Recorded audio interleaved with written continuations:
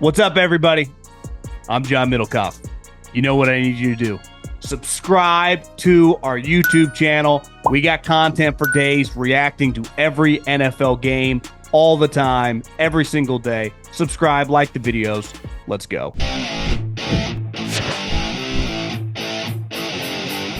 What is going on, everybody? John Middlekauff, 3 and Out Podcast. Hopefully everyone is doing well. As we head into Thursday night, Mike Tomlin taking on Flacco and the the Cincinnati Bengals, his third AFC North team. Tomlin's not happy about it. Do like the Steelers tonight. And we'll get into something Rodgers said earlier that just made me shake my head. As well as a couple things I want to hit on. I want to defend Tua a little bit. And I think we always think the grass is going to be greener on the other side. And I read an article today that went, before you fire your coach, I just want you to realize the coaching candidates in this cycle. One is Mike McCarthy, who might be the best. It's not exactly Bill Walsh, sitting out there on the open market. So we'll dive into some football stuff. And, we'll also be live after the Thursday night game, like we are after the Sunday night game, like we are after the Monday night games. I guess we got another doubleheader, so buckle up. A lot of football going on, and let's enjoy it. But I do want to start with Tua because I'm at the point now where I'm going to defend him in this situation. Listen, we know who he is as a player, right? No one's ever compared him to Josh Allen, Patrick Mahomes, Aaron Rodgers in his prime.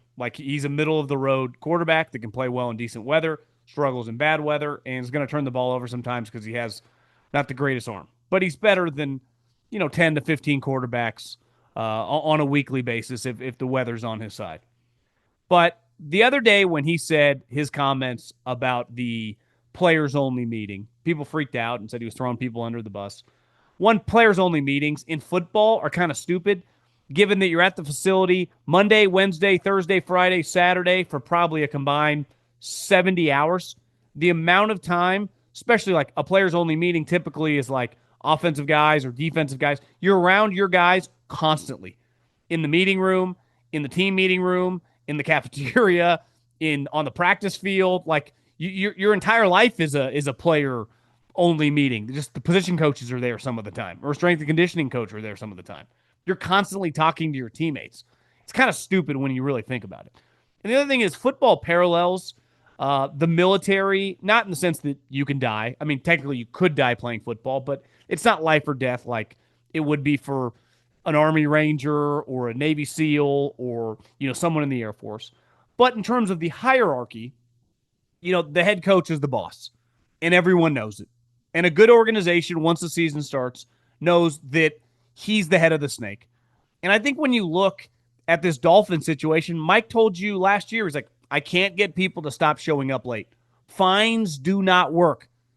It's like, this thing's done.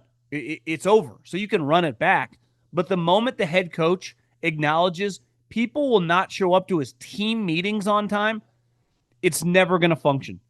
And the reason guys aren't showing up to the team meeting on time is because my buddies that are scouts right now on the road, they say they spend way more of their time accumulating information on the player off the field, his wiring, his character, all the intangibles, than they do sitting there breaking down tape of the player.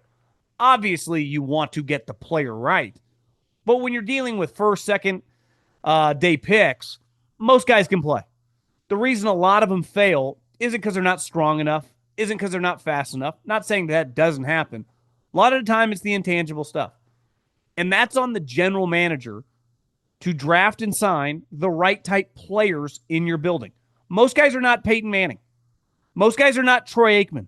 They can MF every single player, unfazed, lead the group to the promised land, whether a coach is around or he's not around. Most guys need to be led. There's a reason, like SEAL Team 6 doesn't set the mission. Someone does above their head, and they are just tasked with executing it. It's no different than a football team. Like Patrick Mahomes doesn't need to rally the troops 7 days a week. That's what they pay Andy Reid to do. And like the Dolphins in a lot of these franchises, I think we have a point, and it's almost a problem because these owners are so flush with cash. They can fire and hire people without hesitation anymore. Paying a guy $5, $10, $20 million to go away is pocket change to me or you.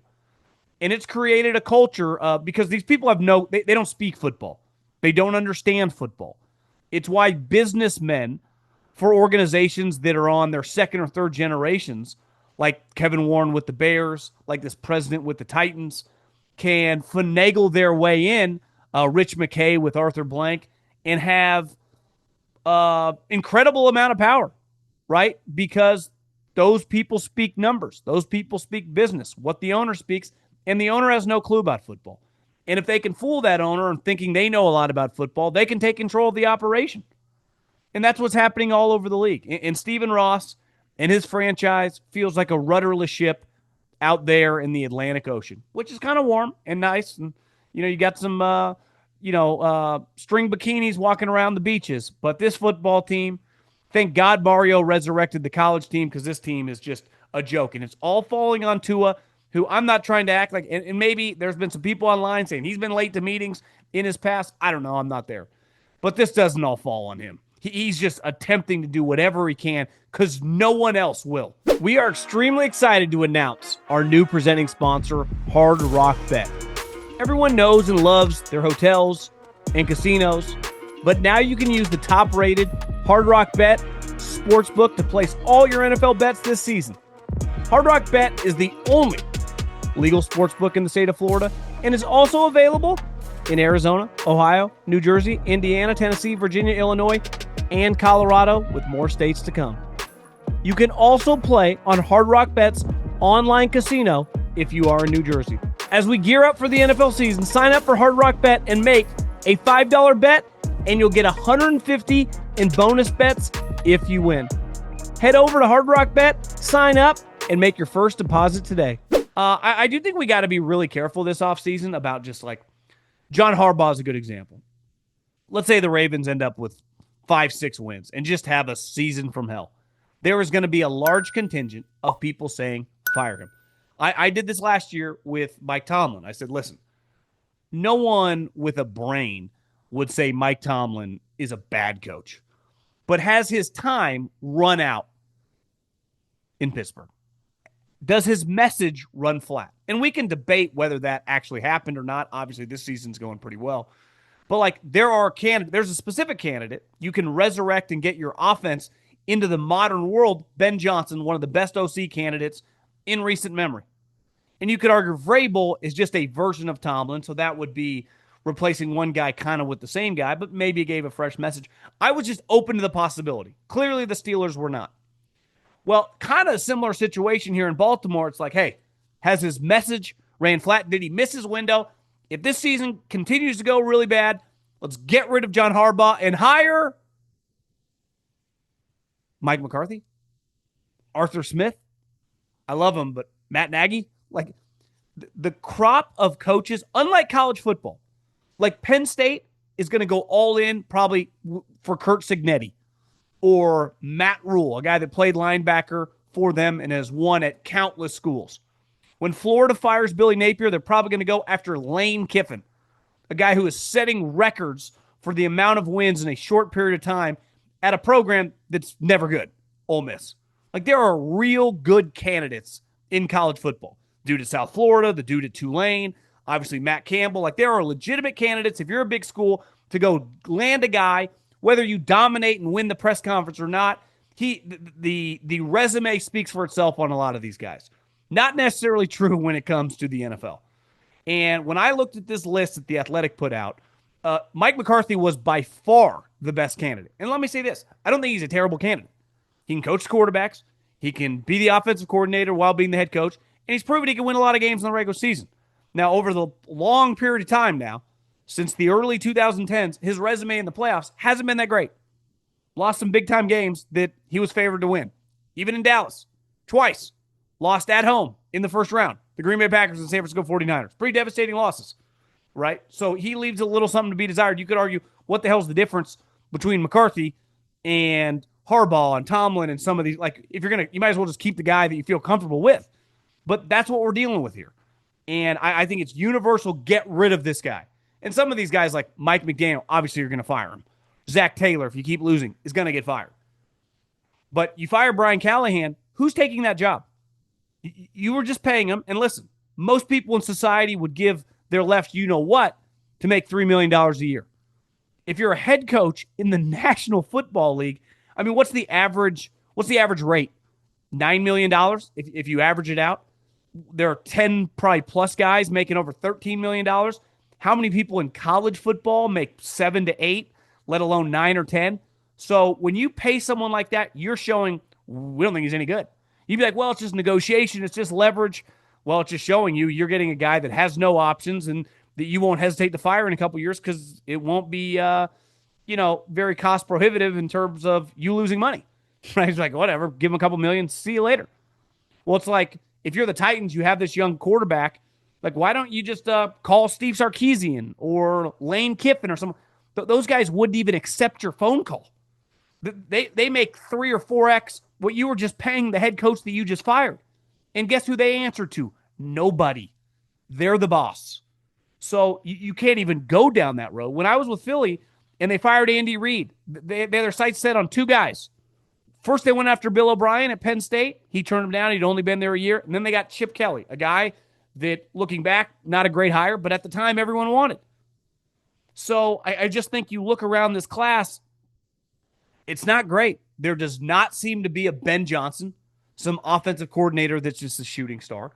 There are guys like Joe Brady that, depending on the week you watch him, pretty good, pretty bad. Clint Kubiak, a couple years ago, fired.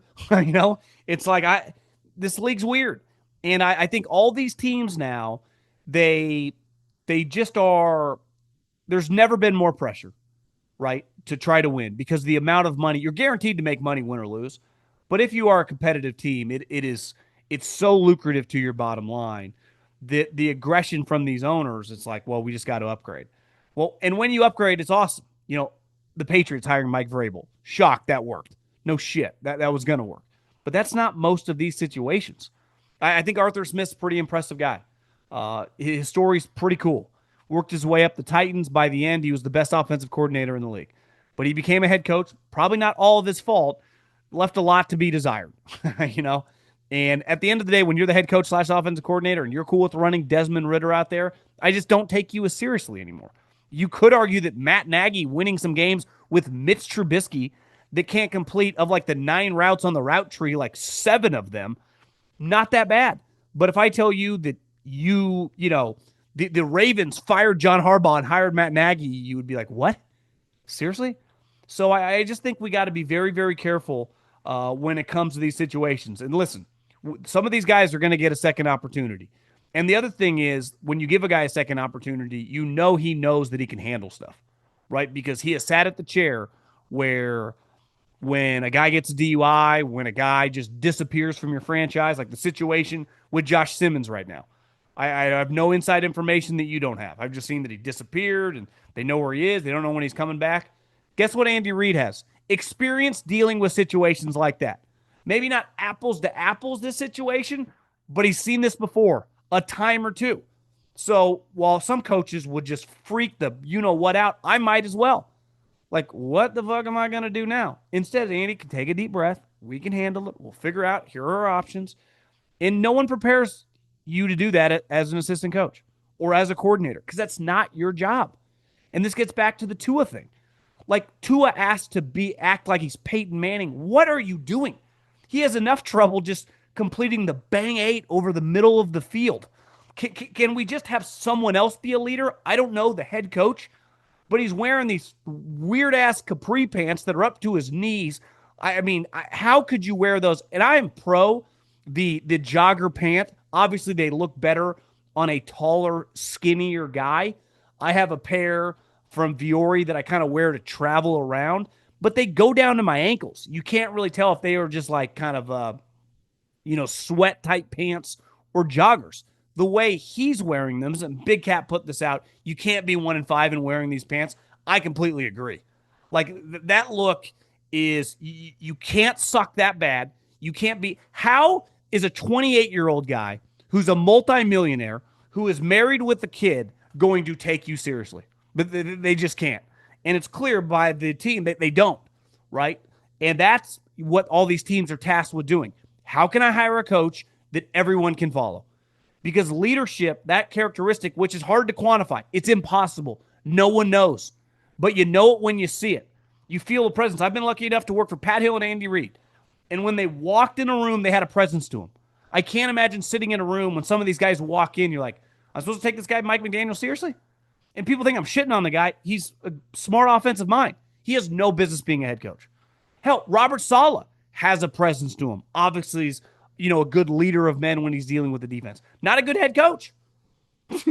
It's like a quarterback. It's extremely hard to do. We can nitpick Lane, right? He used to have this happen. I watched a documentary. He's clean and sober. His team's kicking ass.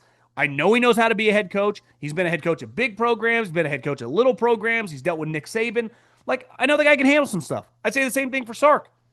Is it perfect? No. But can he handle a lot of stuff? Hell yeah. Ryan Day. I'm an Ohio State hater, but I respect what they're doing up there. It's a pressure-packed gig. We saw the pressure with James Franklin. Cracked the whole program. It split in half like the Titanic and sunk to the bottom of the ocean. They hit serious adversity because they had built up all season. And I've seen a lot of different people. Should he have been fired? Should he not have been fired? Once your team legitimately quits on you, when you've put all your chips into the table, like you've lost all your money, it's over. You don't have any more hands to play. You don't have any more chips. And that's what happened to Penn State, right? And that's why last week against the Rams, I was like, you know what? We have a long resume of John Harbaugh. I don't care if he's got me and you out there playing defense. They're going to play hard this game. And what did they do? For a long period of time, it was 3-3. And the Ravens were playing their ass off. They just don't have enough bullets in the gun, and they eventually, lose by double-digit points. But it's like okay, I respect that. It's like, listen, I had a couple people forward me the social clip that I sent out about the Browns and Mike Tomlin talking about Andrew Berry treating these players like widgets. Like, you traded Joe Flacco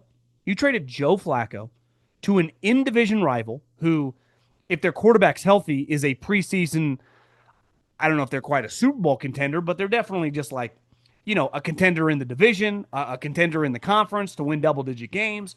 And you just give them a capable quarterback, a guy that you deemed starting quality week one. And even if he's not going to start because you want to start the younger guys, his value as a leader to teach these guys like how to be a pro in the league, but you don't give a shit about that because you actually don't care. You're like a stock manager. You're just treating all these guys, they're all widgets to you in everything's value. And you can say, well, John Howie kind of operates like that. Clearly not. Have you seen the type guys that they have built that team around? And they balance it with the character, with the crazy guys, with some of the flyers. Like, they cognitively think about that. I know a lot of people in that organization. So if the reason they bring in Jalen Carter, because they knew they had Brandon Graham, Fletcher Cox, and Jordan Davis right around them. That they would not have done that if they didn't have any of that infrastructure there. Yet Andrew Berry, just like in the Cleveland Browns, and I'm not going to beat a dead horse on this one, but they are operating a little bit like the Sam Hinkie 76ers. And no one in the NFL takes them seriously. And clearly, I think Kevin Stefanski's kind of caught in the middle because even he, when they traded him, was like, yes, didn't quite see that one coming. And you look back, you're like, oh, Tomlin worked with Stefanski once upon a time in Minnesota because you never hear a coach just shit on someone else in the NFL like that. And I think he's kind of standing up for his guy because Andrew Berry, this, Harvard former player, not NFL player, but college player, is really much more like a Theo Epstein or, the guys running the Dodgers. Here's the difference. Those guys win.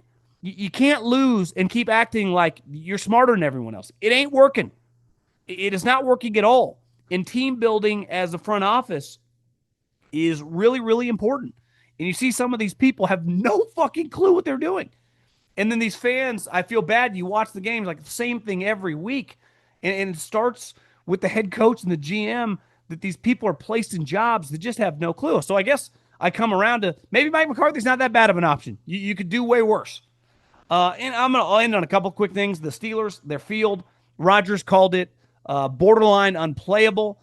The big fella, Ben Roethlisberger, came out and said that the University of Pittsburgh needs to build their own stadium, a little small one, like 25K, and just get out of there.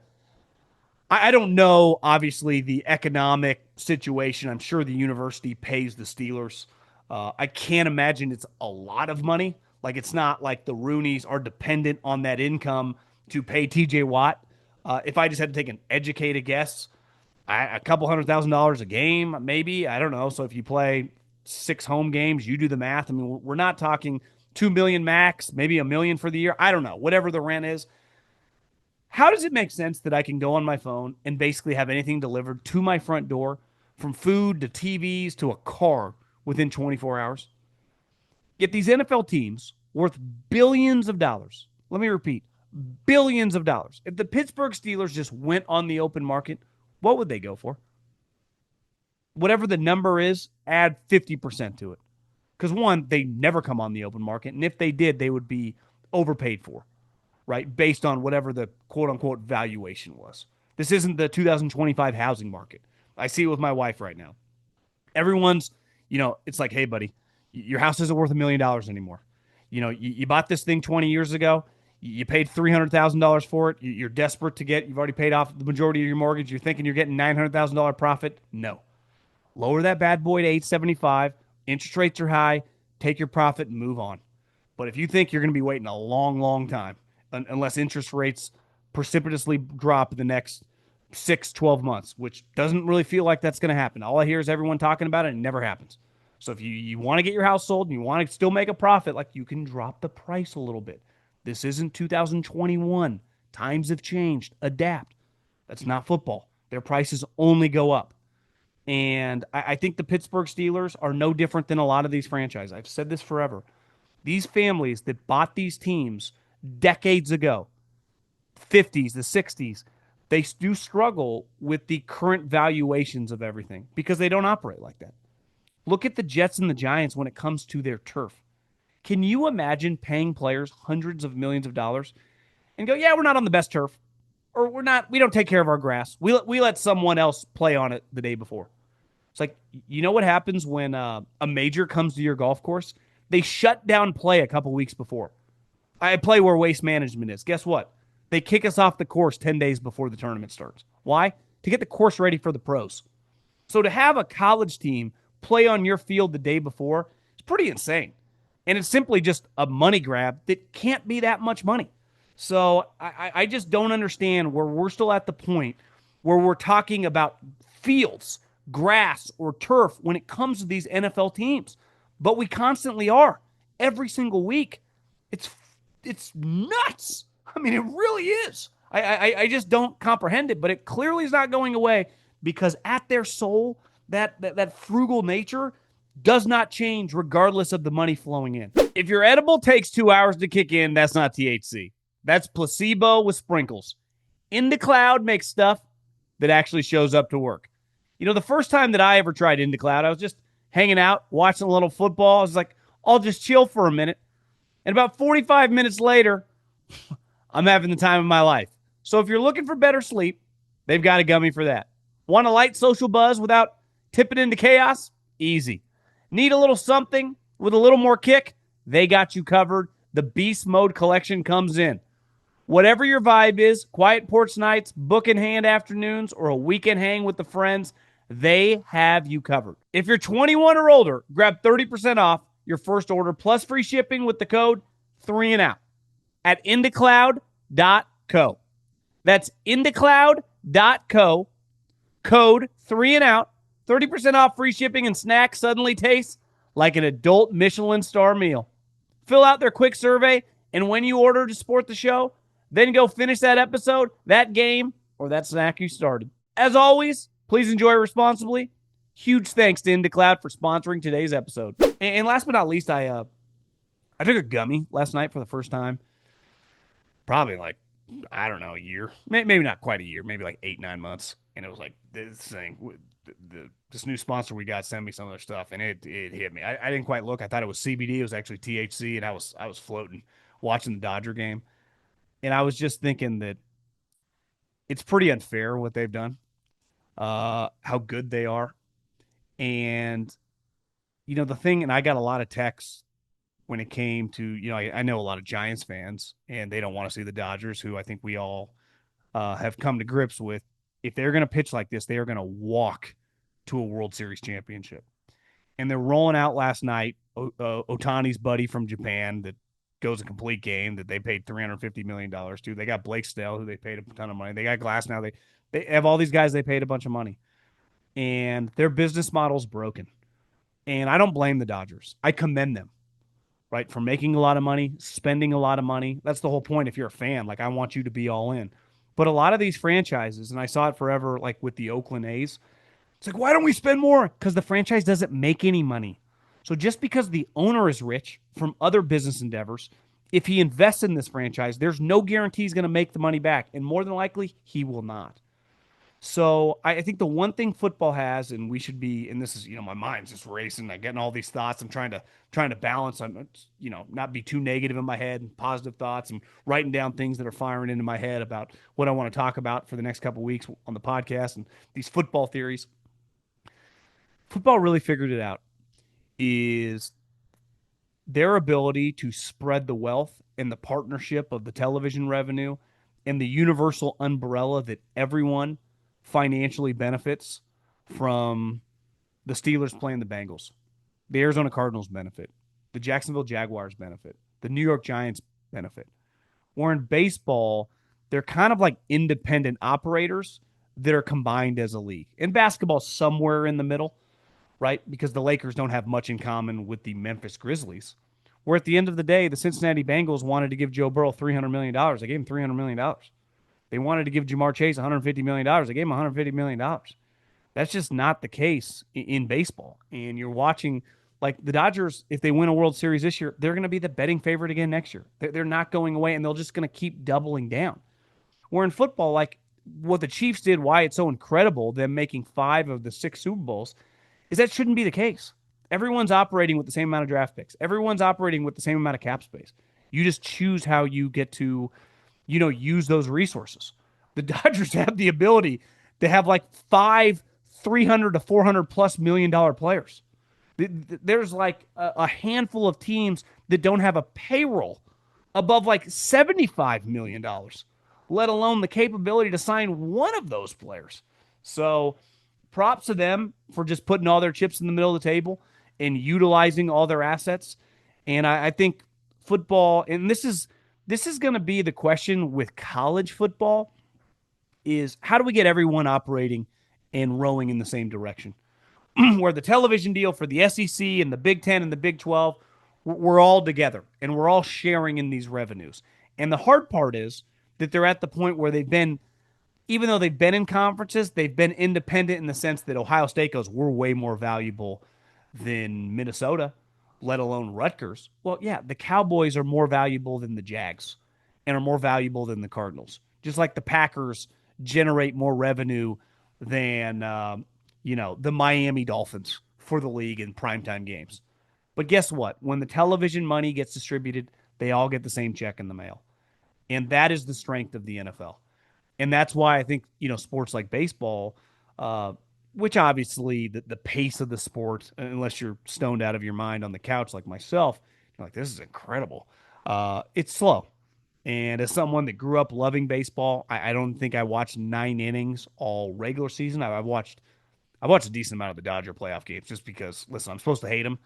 But, Ohtani, who looks like crap right now, is just, he's incredible. I freaking love Mookie Betts.